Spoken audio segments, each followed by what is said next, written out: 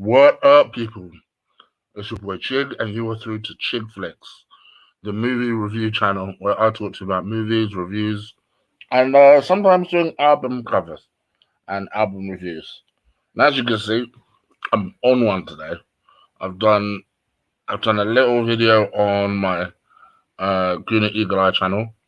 This is gonna be my second review on Chig Flicks.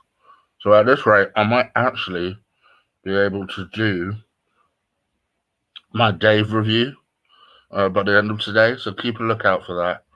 I'm gonna do a little review of the album, little breakdown by breakdown of the songs and what I think about the songs, and just some overall thoughts about the album.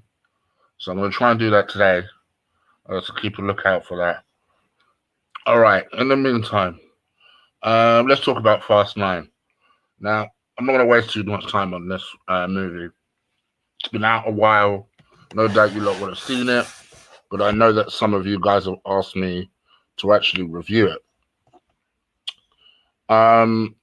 Very quickly, very simply put, I think I went on a rant maybe 2 weeks ago where I said I'm probably the easiest going critic out there, the easiest going critic that you'll find when it comes to movies.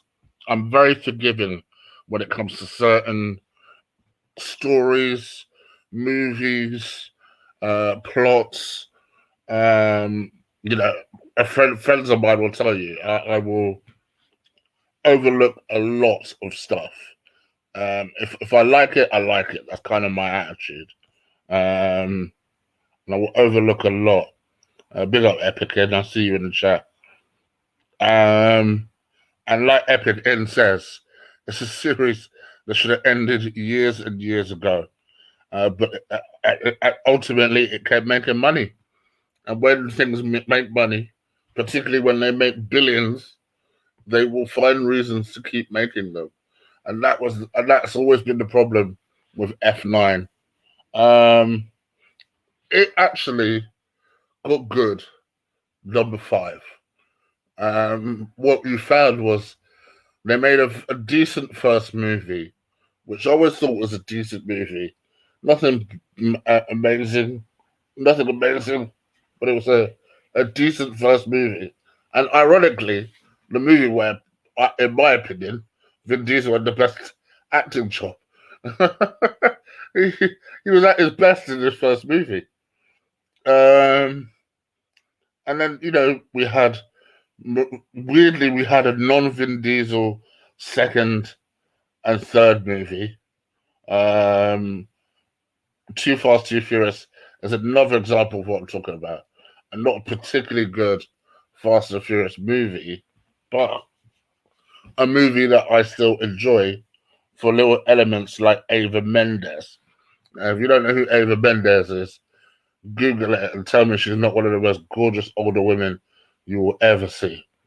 Anyway, so, you've got people like Ava Mendes in the movie, well shot, it's in Miami. You're introduced to Tyrese's character for the first time. You're introduced to Ludacris's character for the first time. So, it's a good movie. 4 for me is a very forgettable movie. Very forgettable type of movie. Genuinely, I have to always pause and think, remember what that is. Tokyo Drift, I actually accidentally sidestepped. The one thing I'll give Tokyo Drift is everybody knows what Tokyo Drift is.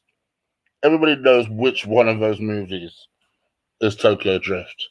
At the time, I absolutely hated it. But actually, as time went on, the movie wasn't bad. It wasn't bad. It didn't resemble anything like a Fast and Furious movie. Number 5 was where they hit the nail on. Everything was perfect in Fast and Furious 5. Everything. They introduced The Rock. The Rock was a fantastic character in the movie. The best character that's been introduced into that movie in a long time. They put on a classic.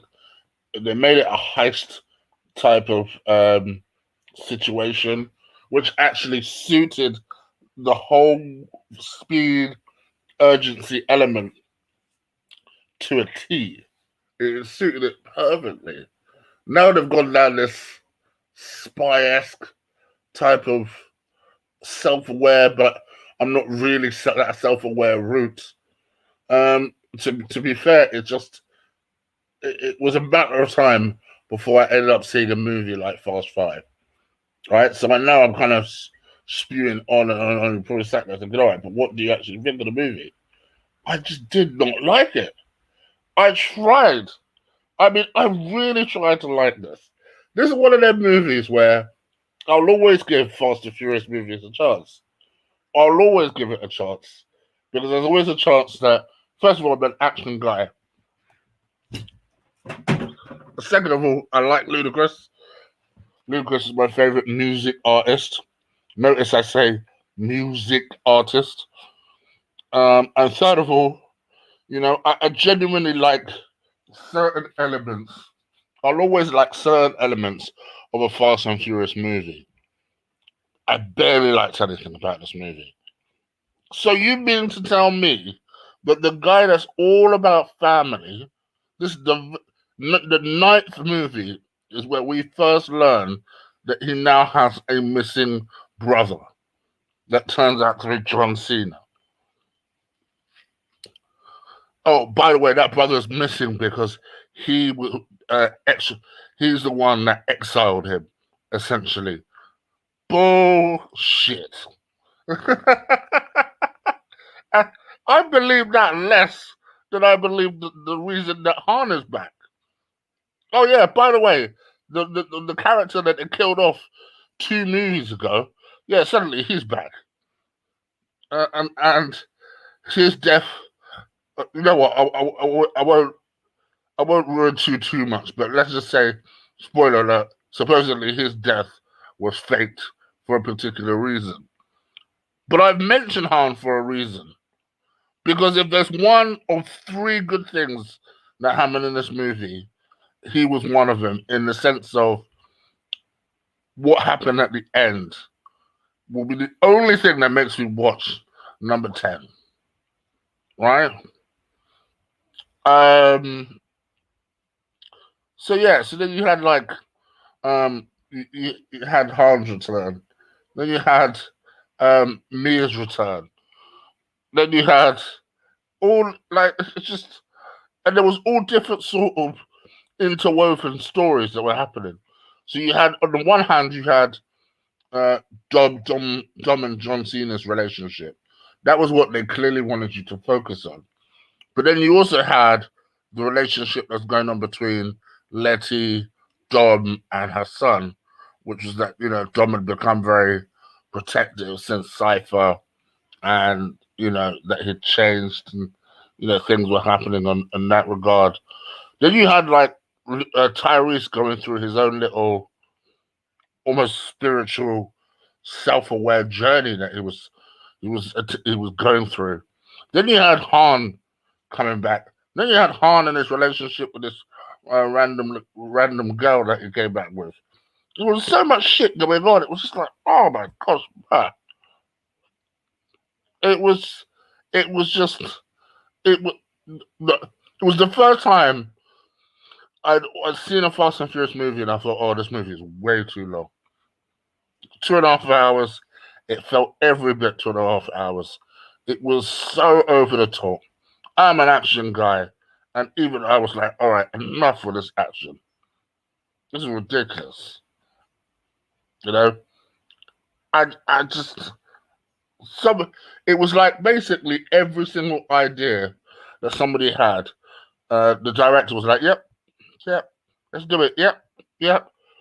They could have afforded someone to basically say, hold up, no. And keep in mind that they're supposed to have a maximum of 2 more movies for this thing. Jeez, I don't want 2 more movies for this. Let's just wrap it up. Call it a day after the first movie. Please. But again, what do you guys think? For me, overall, what do I think? Would I recommend it someone to go see it in the cinema? No. Honestly, unless you seriously have time to waste, I'll say no. I still say no. Um, what's I gonna say? Um, but yeah, I think in my personal view, um, what can I give this? You know what? Let's just be real here. A D plus. A D plus was what this film deserved. I can't justify it anymore. I can't justify it anymore. It was not a good movie. It's a movie I support. It's a movie I'll try and see again. Maybe. Um, I don't know. I don't know. I'm struggling to give it anything else. So I'll give it a D plus. What do you guys think? Leave it in the comments below. Let me know. And see if it is. I'm tripping still. Other than that, I'll be back a bit later. If I am back later, it will be the Dave review. If not, then it'll be likely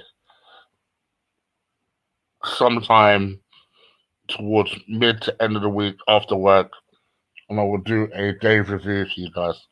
All right, all right, guys. Enjoy the rest of your weekend. Enjoy the rest of your Sunday. Take care.